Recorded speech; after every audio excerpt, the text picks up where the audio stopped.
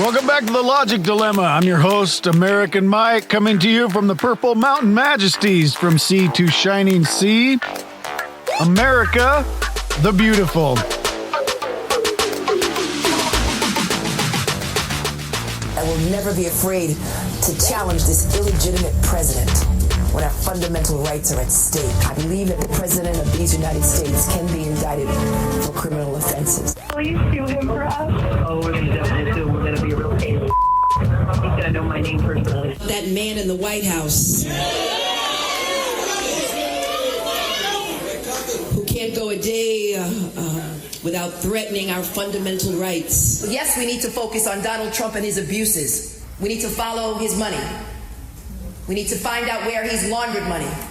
We need to find out whether or not he's engaged in conspiracy. It's important that everyone understand that the days of Donald Trump are coming to an end. I look forward to going into the office of Attorney General every day, suing him, defending your rights, and then going home. New York Attorney General Letitia James. It's good to know that at the end of each day you'll be going home. I'm glad you clarified that. I was worried that you wouldn't be going home at the end of each day. This is the Logic Dilemma, the show where we talk about logic and how it is sometimes a problem for people. Yes, we gravitate toward politics because sometimes we have a hard time reconciling between logic and emotion with politics. And lately, we have been all emotion. It has been very hard to find logic in what we talk about in politics. Now, that was the Attorney General Letitia James leading up to becoming the Attorney General. She spoke many, many times about how she was going to get Trump. I'm going to get him. I'm going to make him pay. You notice the words that she was using all the way through. This is before anybody ever found anything that could potentially come to trial. But you notice all the wording that she was using? We're going to find it. We're going to follow his money. We're going to find the problems. We're going to find this. We're going to find that. You know, they never had evidence. They just thought that maybe it'll be there. If we just start digging, we're going to find all of the bad stuff if we just start digging. Now, I'm no scholar, but I do understand, because I've grown up hearing the words innocent until proven guilty. That's a right that we are given as American citizens. Why is Donald Trump not afforded that right? He never has been. He's never been afforded that right. Everybody, all the liberals just hate him so much that they just want to find something wrong. So they dig and they dig. And they figure if we dig far enough, we'll find something. So innocent until proven guilty has never been the case for the former president, Donald Trump. It's always been guilty until we find out a way to prove it. Now, they never have. Lately, we have had this New York fraud case with Attorney General who talks about, I want to take him out. She finally finds a way. He's overinflated his assets and valued his assets so that he could get better terms on loans with banks. Interesting. Now, this seems like something that could potentially be problematic if it was Donald Trump's fault. But it wasn't. We'll talk about it. I've been watching the media and the liberal media, and they've just been hilarious about this. You see, Donald Trump was supposed to pay almost $500 million as of yesterday. But a court of appeals above the judge that ruled that he had to pay the $500 million in, might I add, 30 days. So not only is he supposed to pay $500 million, he's got to do it within 30 days. Well, that's interesting.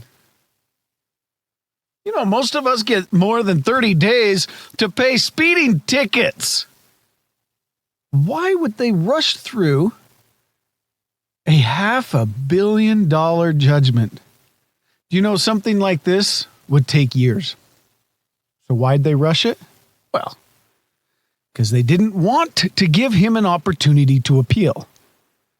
They figured, well, if we just slap the maximum amount of money, then he won't be able to appeal it. So an appeals court higher up said, you know, we're actually going to look into this. We're going to allow you to appeal.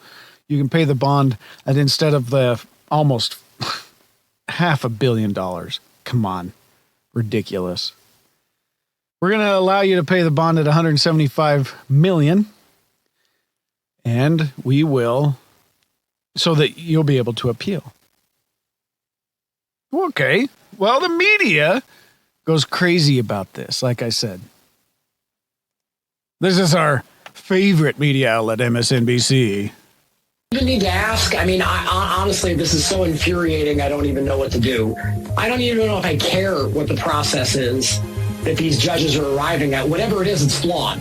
I can tell you that much. I mean, David put it well. This is a different process for this person. We have decided that he gets his own private court of justice. He has a private plane. He has private clubs that he lives in.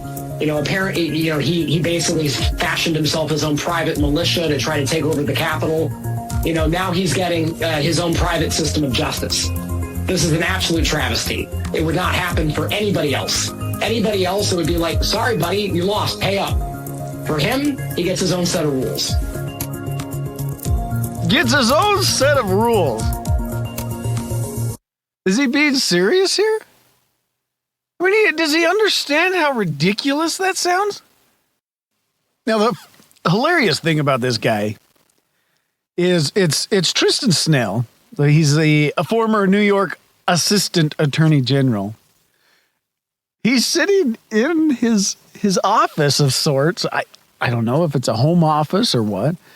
And he's got on display behind him the book Taking Down Trump. It's on display as if that's his favorite book in the world. It's like it's under a glass case on display. Taking Down Trump. You see, these people are so focused on taking him down that they've lost all logic. They just want to I gotta get him somehow. They're just foaming at the mouth trying to get him. This guy says, he has his own set of rules.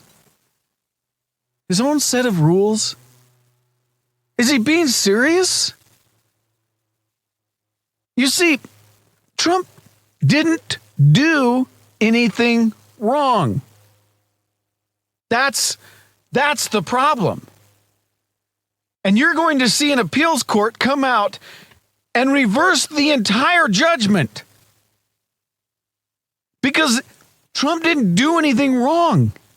We've talked about it in previous episodes of this podcast. Go look it up. We go down through all of the details of this. He has properties. He borrows against the properties. And okay, let me put it this way. Have any of you ever bought a home? Have you ever refinanced a home? This is real estate, usually what most of us have done. And most of us have participated in buying a home. Have you ever refinanced a home? Have you ever taken out a home equity line of credit? You talk to the bank, and the bank says, how much do you think your home's worth? And you tell them, well, Zillow says, that's usually how it starts, right? Zillow says it's worth this. Okay. You tell the bank about what you think it's worth. What does the bank do then? Let's play a little game. Cue music.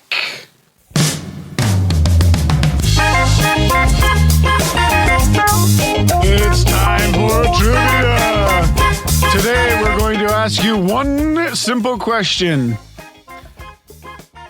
When you're borrowing money against a property, what does the bank order to determine value? I'm going to give you a second to think about this.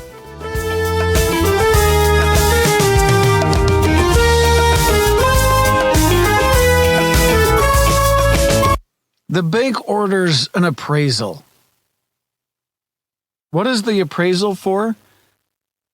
To determine the value of the property. That's what the bank does. See, it's up to the bank to actually do the due diligence of determining what the value of the property is. So how is Trump getting in trouble for this, you might ask? Well, I don't know. You see, they don't care. They just want something that they can take him down with. Now remember, almost $500 million judgment was made by one judge. One man determines that Trump has to pay the government because remember, there were no victims. Trump didn't steal any money. So he says, okay, well, you owe us $500 million. The government. Because you defrauded all of these banks. Now the banks came out and said, oh, no. We're completely happy with these deals. Well, if the banks are happy with these deals, then who is upset? No one. No one, that is, except a man by the name of the comedian Jon Stewart.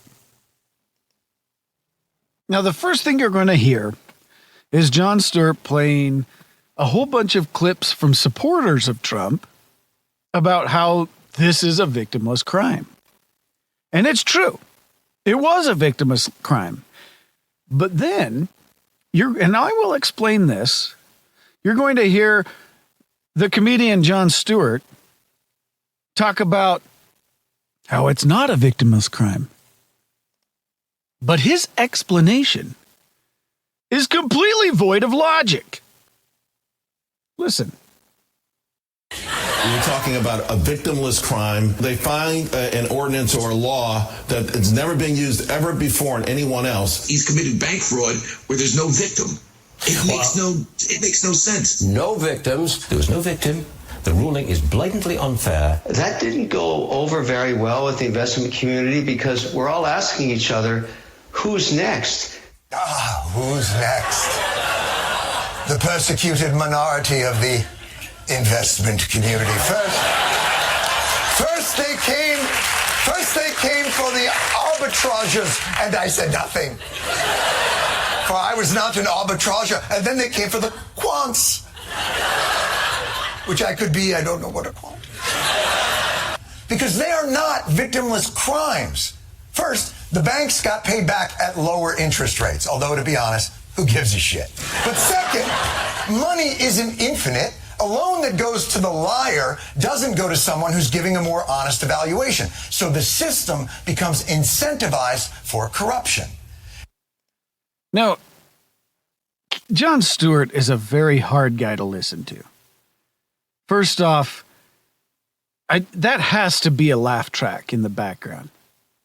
There's no way you can have that many people laughing at such ridiculousness. I mean, what are they drugged? If that is an actual audience, they must have them on some sort of gas, because I can't imagine anybody laughing at Jon Stewart. Keep in mind, Jon Stewart, we call him the comedian Jon Stewart. We use his pronouns so that we may describe who he is and how he identifies. Because keep in mind, Jon Stewart, the comedian Jon Stewart, he self-identifies. He's a trans comedian. We've talked about this with Stephen Colbert. Stephen Colbert and Jon Stewart, both trans comedians. They're not biological comedians. See, a biological comedian is someone who's actually funny. A trans comedian is someone who's not funny, but who identifies as someone who is funny. So in the trans community, they say, well, I want to be a comedian. Okay. You know what? You know what, Jon Stewart? You do you. You go be a comedian. You're a hero. Go be that comedian. But secretly, I mean, just like anything in any trans community, we know the truth. We always do. We always will. The truth is, you're a trans comedian, a man who identifies as someone who's funny, but never actually is. Anyway, so there's no way you can find that many people laughing. He's hard to watch. He's like that guy at the party that is so animated and trying to be so funny, but the whole time you're just super embarrassed for him. That's what watching Jon Stewart is like. He and Stephen Colbert, I just can't believe they have their own shows.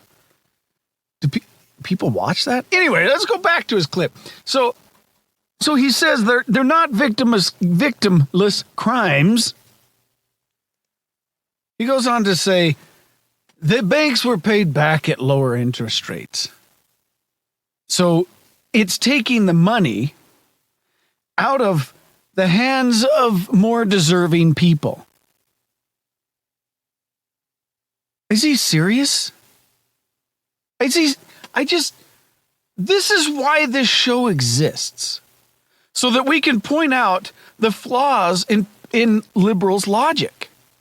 See, he is so emotionally invested in taking down Trump that he's not even making any sense. To say, well, they were paid back at lower interest rates, so it took money out of the hands of those more deserving. That's not true at all.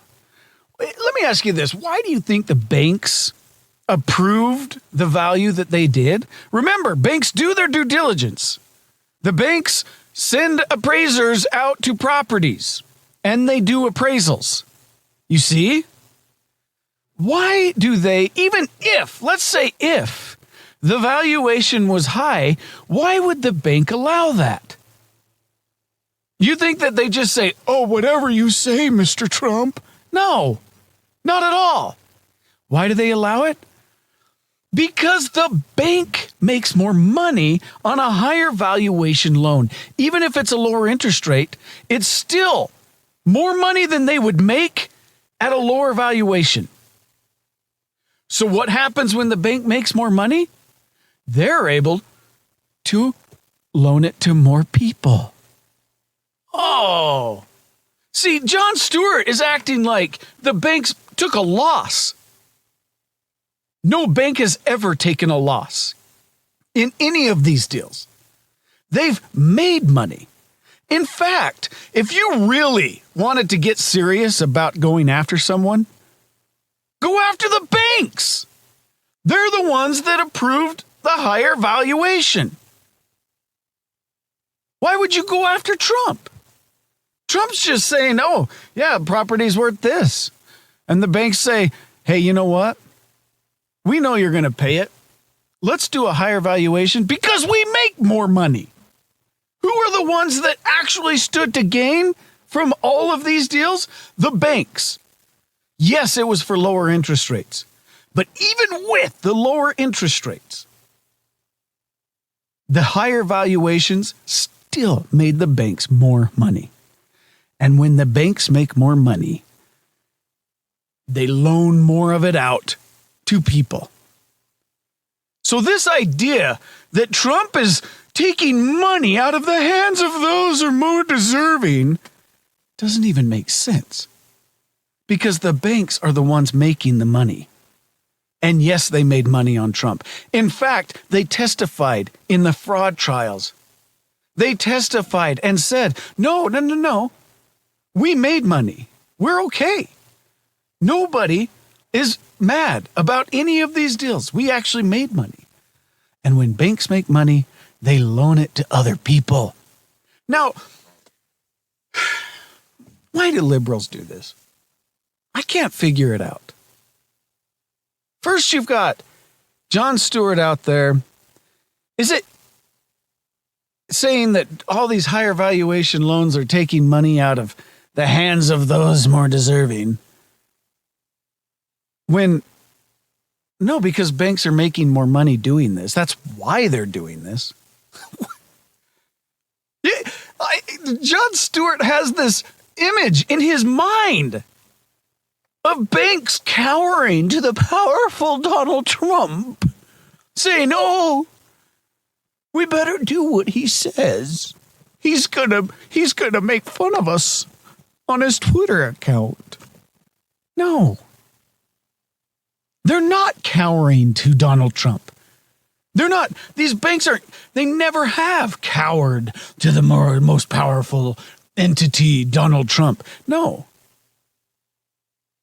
They just do business so that the banks, can make more money. And in all of these terms, they made a lot of money. And they'll take the higher valuation. They would love to do the higher valuation because they know that Trump's going to pay, even at a lower interest rate. Like I said, I've said it many times, even at a lower interest rate. The banks love these higher valuations because they make more money. So if you want to go after someone, go after the banks. But Jon Stewart says, well, you're taking money out of the hands of those. He's thinking, the only way that I can think of this is that possibly Jon Stewart is a dummy.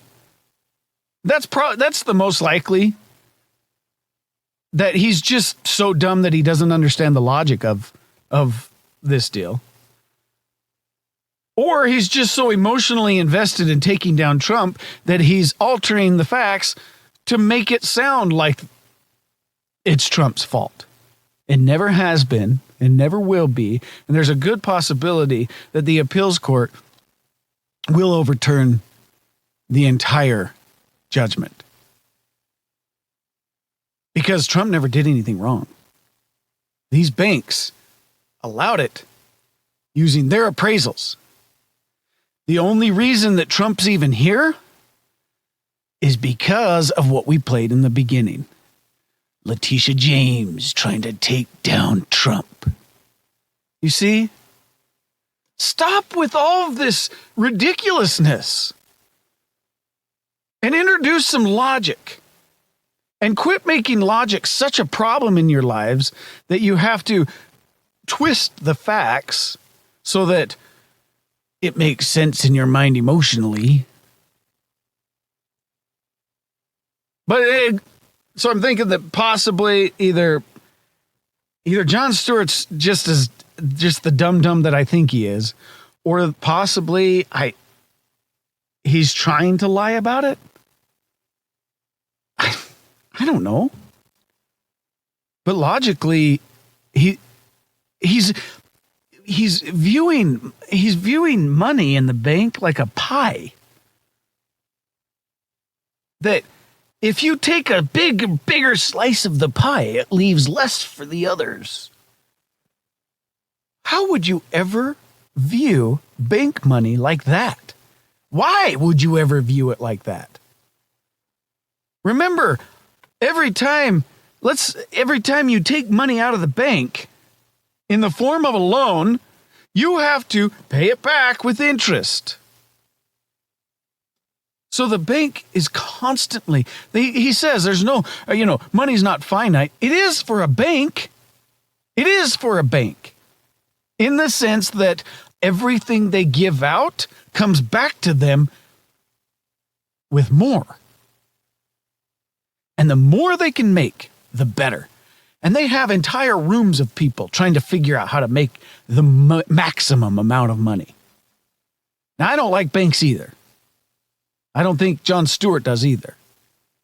But, come on. Use some logic, man. the ones who actually figured out the valuations of these properties are the banks. You think they sit there? I swear the liberals sit there and think that the banks are, well, Trump said the property was worth this, so I think we have to listen to him because we're scared to death of him. That never happened. I promise you it never happened. If you want to go after someone, go after these banks. They're the ones sending appraisers out to do appraisals of the properties. Anyway, I don't understand the logic behind it. I don't understand the logic of any of these people. So they go to trial, and, you've got people at MSNBC crying about the fact that they didn't get Trump this time. You got Jon Stewart out there, the biggest dum-dum, the trans comedian who identifies as a comedian but isn't actually one. Man, he's hard to watch. And then you've got Trump's lawyers. Let's bring in Trump legal spokeswoman Alina Habba. Alina, what happened today? We won. No, we didn't win. You know when we'll win? When we get this all reversed, which is what's going to happen. So what happened today was that Letitia had to eat every single tweet she has posted since the day the twisted order from Judge Engoron came out, with the ridiculous number, with the disgusting injustice on the American people, not just Donald Trump. And I would love to see what she tweeted today, because she was having fun posting the interest on a man who has done nothing wrong and a family who's done nothing wrong every single day. And then the appellate division came in and said, sorry, due process still exists in America. You still get a right to keep your assets until we get to review what all these lawyers are saying was wrong. 11 weeks, I have never seen something, Jesse, like I saw in that courtroom. It was a travesty on the justice system. And I am so proud of the appellate division for giving us the opportunity. They didn't reverse the case, but they will when they see what we saw. It was a disgrace. And today, there was a little bit of faith in the American system that I've lost over the past few years, I'll be honest with you. Do you think Tish James and Judge Engoron, do they feel ashamed, a little embarrassed? Have they felt, I don't know, maybe did they overreached a little bit after this decision?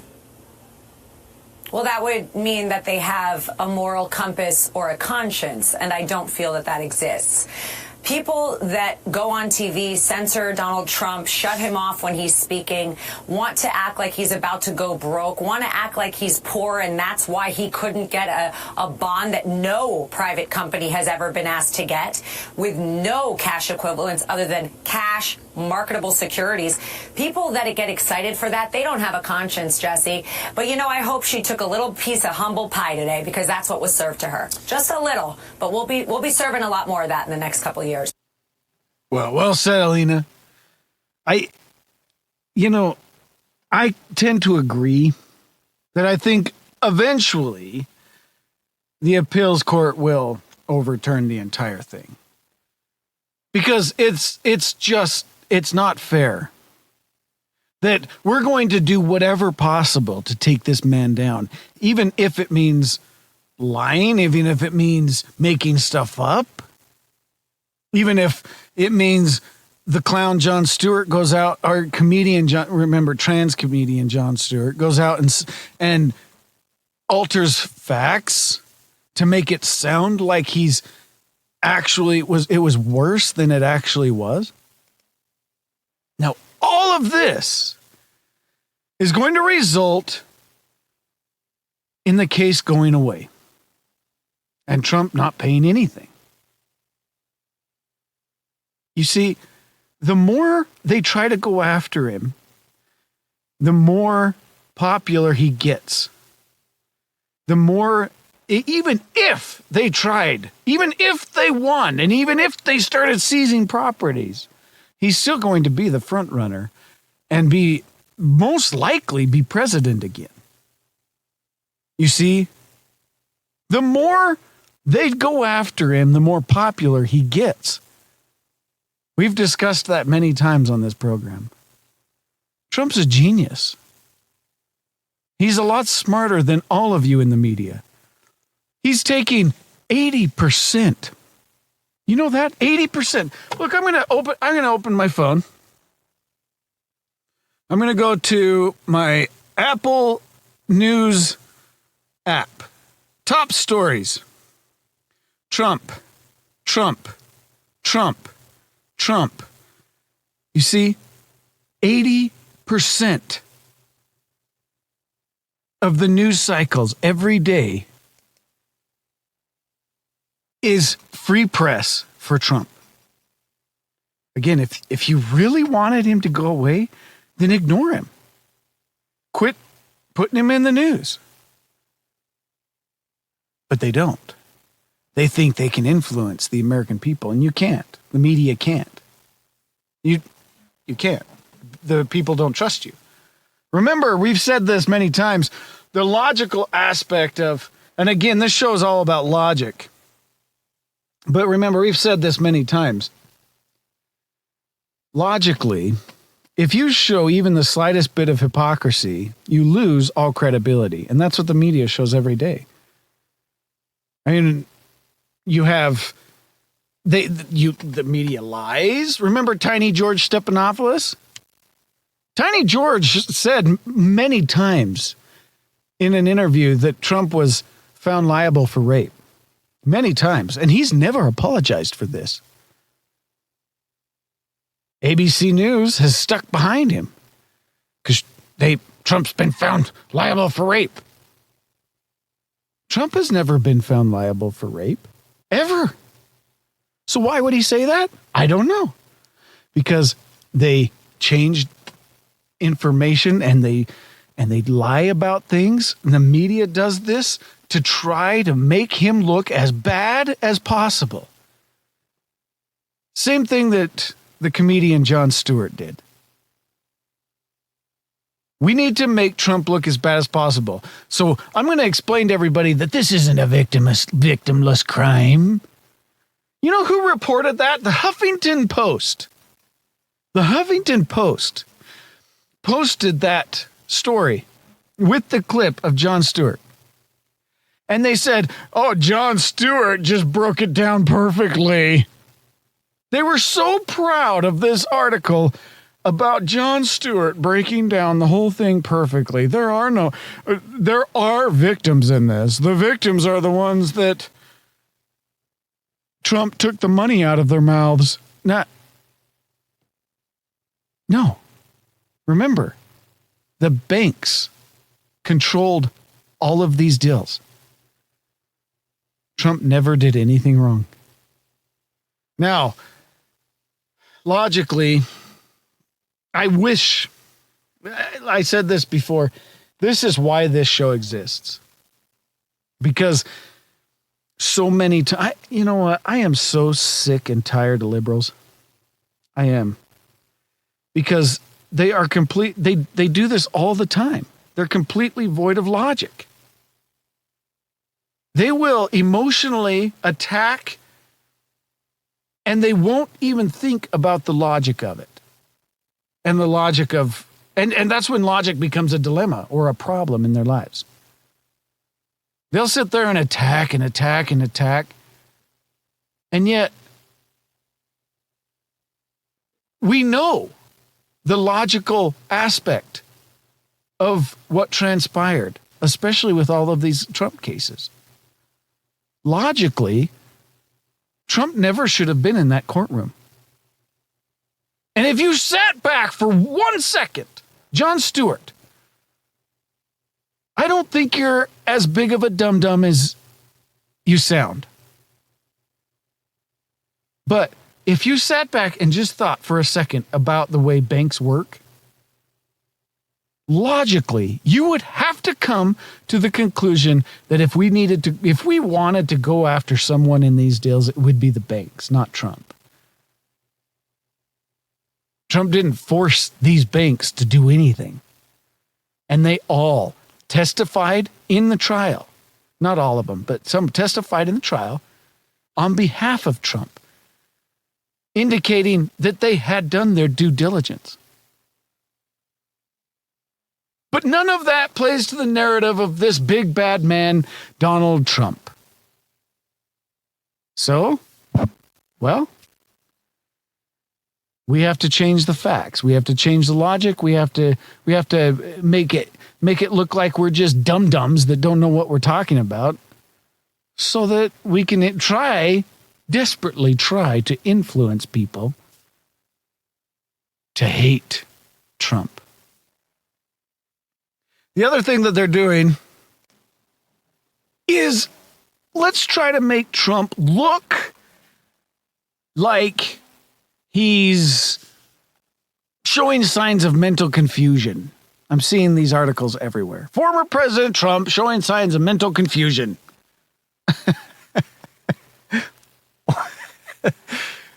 Really? Like, are they? I get it. I get it. Yeah, everybody makes mistakes in speeches. Everybody does. And I'm okay with that, because we're all human. We all make mistakes. I mean, everybody listening to this podcast probably thinks, boy, he's terrible at doing this. Okay, fine. I do make mistakes. I don't edit any of these because I actually prefer to hear the mistakes. I just want to talk. But anyway, I make mistakes when I speak. Trump makes mistakes. Biden makes mistakes. Everybody makes mistakes, and I'm okay with that. I'm okay with Biden's mistakes. What I'm not okay with is the fact that President Biden, isn't making mistakes. He's legitimately handicapped. Joan Shingang, I'm going to pronounce Shanga, $159 billion left. America is a nation that can be defined in a single word. I was going to the idea that Los Angeles and where'd you go? What am I doing here? For two reasons. One, where'd you go? We haven't been able to communicate it in a way that is, let me say another way. Every time the man speaks, it's like the computer shuts down in his mind. And they're trying to make Trump, because Trump doesn't talk like this. Not even close. That was just a sampling of Biden. Every single speech is like that. Every single speech. This isn't a sampling of, well, we have a couple of times where Biden said this and said that. It's every time. Not only that, have you seen him finish a speech and try to get off the stage? He doesn't even know where to go. They have to come get him. What? They have to come get him and lead him away off the stage. Now, none of this bothers me. It doesn't. None of it bothers me. Because he's an old man. He knows he's old. His supporters know he's old. So, as an old man, none of that bothers me.